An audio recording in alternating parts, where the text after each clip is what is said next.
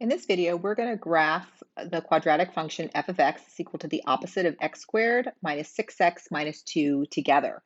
Just as a reminder, here are our steps for graphing a parabola, just good basic steps for doing that. All right, let's get started. Our first task is we are going to find the vertex. So pause me, find the vertex for yourself, and then come back and check in. The vertex is -3, 7. If you're good to go, move on to the next step. Otherwise, stay here and we're just going to work it quickly together. Remind yourself, what is the pattern to find the x value of the vertex? The x value of the vertex is the opposite of b over 2a. Our a is -1, our b -6, and our c is -2. So x is equal to the opposite of -6, which is 6, over 2 times -1. It's going to be 6 divided by -2, or -3. Great, to get our y value, we're just going to input that into the function. We're going to have the opposite of whatever -3 is squared, minus 6 times -3 minus 2. So for this function, there's a lot of negatives that you have to be mindful of here. So that's going to be the opposite of 9, or -9, plus 18 minus 2. Right, -9 plus 18 is 9, minus another 2 will give us 7. And there's our vertex. Check.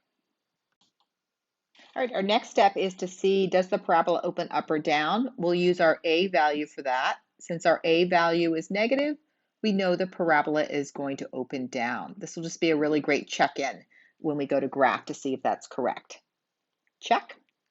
All right, now the big one. Let's go ahead and create a table of values. I'm going to use the vertex and symmetry to make this as easy as possible. All right, so the table of values. I'm going to start with the vertex and put that in the middle. And then I'll add 1 to get to -2, add 2 to get to -1. I'll go the other direction, -4, -5. All right, let's start here by inputting -2. So f of -2 will be the opposite of -2 squared minus 6 times -2 minus 2. This will give us -4 plus 12 minus 2, which equals 8 minus 2, which will give us 6. Now the beauty of this is, let's use symmetry. Since this was 1 more than the vertex, and that was 1 less than the vertex, I know when I input -4, 6 will also come out. All right, let's try -1. If I input -1, we'll have the opposite of -1 squared minus 6 times -1 minus 2. So the opposite of -1 squared is -1 plus 6 minus 2. This will give us 5 minus 2, which will give 3. And again, because of symmetry, if we input -5, we also get 3. And again, this only works because we have to add 2 to get from -3 to -1, and subtract 2 there, and -3, 7 is our vertex. All right, table of values, check. All right, our last step now is to plot our points and then to sketch the curve of the parabola. Again, make sure you make your graph nice and large, you show all your increments, and you increment in all directions by 1 unit. All right, I'm going to start by graphing my vertex so I can use symmetry as much as possible. -3, 7. And I like to just sketch in that axis of symmetry. It just helps as I'm plotting my other points.